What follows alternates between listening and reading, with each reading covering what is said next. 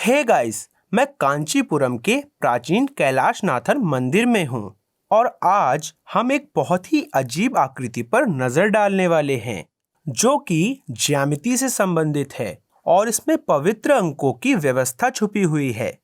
चलिए इस नृत्य करते हुए शिव की आकृति पर नजर डालते हैं। यह लगभग 1300 साल पहले बनाई गई एक बहुत उत्तम नक्काशी है और आप देख सकते हैं कि इस नक्काशी के ज्यादातर हिस्से का रंग उतर चुका है। मैंने फोटोशॉप का प्रयोग करके इसे ठीक करने की कोशिश की है और अब आप इसे ज्यादा अच्छी तरह से देख सकते हैं। यहाँ शिव को मजबूती से एक पैर जमीन पर रखे हुए दिखाया गया है और उनका दूसरा पैर घुटने से मुड़ा हुआ जमीन से टिका हुआ है और पैर ऊपर की ओर मुड़ा हुआ है। शिव ने एक हाथ अपने इस पैर पर रखा हुआ है जबकि उनका दूसरा हाथ उनके सिर के ऊपर उठा हुआ है। चलिए उनके दूसरे हाथों को अभी के लिए भूल जाते हैं। पर यहाँ मंदिर के दूसरी ओर एक और नक्काशी है जो और भी ज्यादा बुरी हालत में है। जब मैंने इसे देखा तो मैं चौंक गया क्योंकि यह बिल्कुल वैसे ही नृत्य करते हुए शिव को दर्शाती है। पर यहाँ अजीब बात यह है कि यह नक्काशी क्षैतिज रूप से पलट दी गई है, पहली वाली नक्काशी के प्रतिबिंब की तरह। अब मैं फोटोशॉप में इस असली चित्र को पलट रहा हूँ और आप देख सकते हैं कि ये दोनों कितनी बारीकी से आपस में मेल खाते हैं। पहली नक्काशी में उनका बायां पैर जमीन पर है और दूसरी नक्काशी में दायां पैर जमीन पर है। सभी हाथ और पैर इस तरह मुड़े हुए हैं जैसे कि आप खुद को शीशे में देख रहे हों। बिल्कुल जैसे है वैसे नहीं, पर पार्श्व रूप से पलटा हुआ। पर शिव के इतने सारे हाथ हैं, उनमें से एक में एक रिंग है, दूसरे में एक हथियार है। इन सभी विवरणों को प्रतिबिंबित होना चाहिए। सबसे पहले इसे उकेर कर बनाना आसान नहीं है। यह एक आश्चर्यजनक मूर्तिकला है जिसके लिए मशीन जैसी दक्षता की आवश्यकता होगी। यहाँ तक कि इसे आपको ऑनलाइन दिखाने के लिए भी मैं फोटोशॉप जैसे सॉफ्टवेयर का प्रयोग कर रहा हूँ।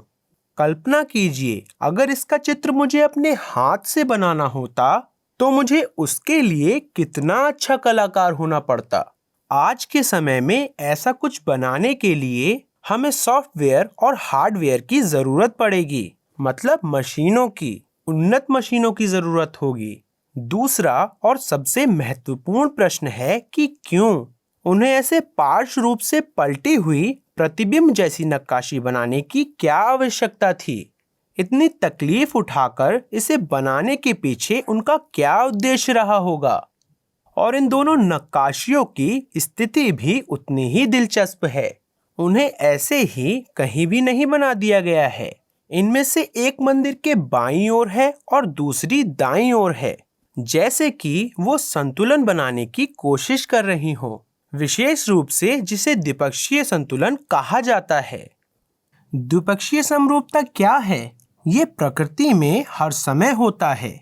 यह बराबर आधे में विभाजित होने की प्रॉपर्टी है, लेकिन यह किसी सतह के दोनों ओर प्रतिबिंब के रूप में होता है। यदि मैं एक मानव शरीर लेता हूँ और इसके ठीक बीच में एक रेखा बनाता हूँ और उन्हें अलग करता हूँ तो मेरे पास दो बराबर प्रतिबिंबित भाग होंगे। पर चलिए सेल्स के स्तर पर जाकर देखते हैं कि इसे कैसे बनाया गया था। जीव विज्ञानी हमें बताएंगे कि ठीक है, यहाँ एक सेल है, यह दो में विभाजित हो जाता है। हम इससे बहुत मिलता जुलता कुछ देखने जा रहे हैं, पर यह केवल सामान्य गुणन नहीं है, यह प्राकृतिक संतुलन को प्रतिबिंबित करता है। इसे समझना बहुत कठिन है। तो ये मेरा दायां हाथ है। अब अगर मैं इसकी संख्या को दोगुना करता हूँ और ठीक इसके पास एक और हाथ रख देता हूँ, क्या यह प्राकृतिक रूप से संतुलित लगता है? नहीं, इसे दोगुना किया गया है, बल्कि यह बिल्कुल एक समान भी है, पर यह सिमेट्रिकल नहीं है। यह वास्तव में अजीब दिखता है क्योंकि यह प्राकृतिक नहीं है। इसे समान बनाने के लिए मुझे इसे पार्श्व रूप से पलटना होगा। मुझे एक प्रतिबिंबात्मक तस्वीर बनानी होगी जो कि मेरा बायां हाथ है। मेरा बायां हाथ मेरे दाएं हाथ का प्राकृतिक प्रतिबिंब है। आप जो स्क्रीन पर देख रहे हैं वह वास्तव में मेरे दाएं हाथ के बगल में रखी हुई पार्श्व रूप से पलटी हुई दाएं हाथ की ही तस्वीर है। यह मेरा बायां हाथ नहीं है, पर आप अंतर नहीं बता सकते हैं जब तक कि आप मेरी रिंग फिंगर पर बनी एलियन ब्लड लाइन ना देखें, क्योंकि प्रकृति हम सभी के साथ यही कर रही है। यह एक समानता के साथ प्रतिबिंब बना रही है। यह असाधारण है और वैज्ञानिक अभी भी इस पर बहस कर रहे हैं कि प्रकृति ऐसा क्यों करती है। पर यह नक्काशी दर्शाती है कि प्राचीन भारतीय निर्माता उसी नियम का पालन कर रहे थे जिसका प्रयोग प्रकृति कर रही है।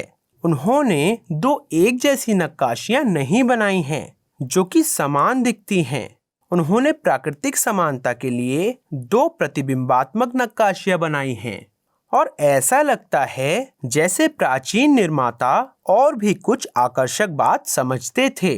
अगर आप एक सेल को लें तो यह सेल प्रतिबिंब के रूप में दोगुना हो जाएगा। तो एक सेल से दो बन जाते हैं, 2 से 4, 4 से 8 और 8 से 16 और ऐसे ही और भी। यदि हम कैलाशनाथर मंदिर की ज्यामिति और समानता का अध्ययन करें तो इसे इसी प्रणाली का प्रयोग करके बनाया गया है।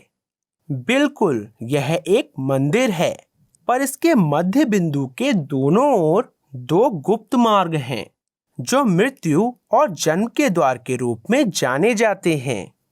इसकी बाहरी दीवार के चारों ओर आयताकार में 4 टॉवर हैं।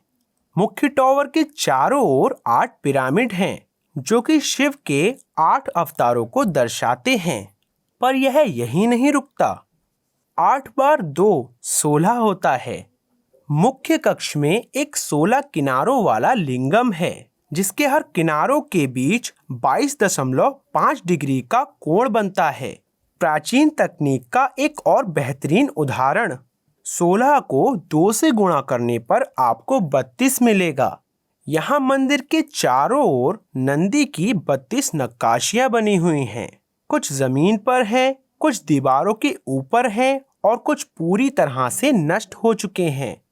32 को 2 से गुणा करने पर 64 आता है और यहाँ दीवारों पर शिव के 64 अवतारों को उकेरा गया है।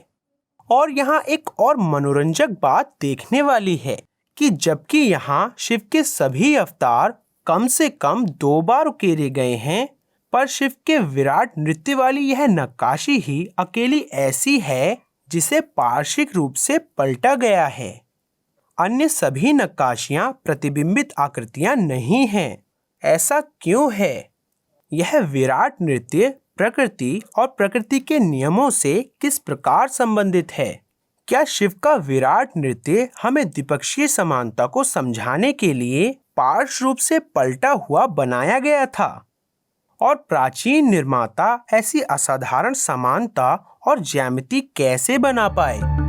कृपया मुझे अपने विचार कमेंट सेक्शन में बताएं। मैं प्रवीण मोहन, वीडियो देखने के लिए बहुत बहुत धन्यवाद। सब्सक्राइब करना ना भूलें और सभी अपडेट्स पाने के लिए घंटी के बटन को भी क्लिक करें। कृपया इस वीडियो को लाइक करें और अपने दोस्तों के साथ शेयर करें और मैं आपसे जल्द ही बात करूंगा। बाय।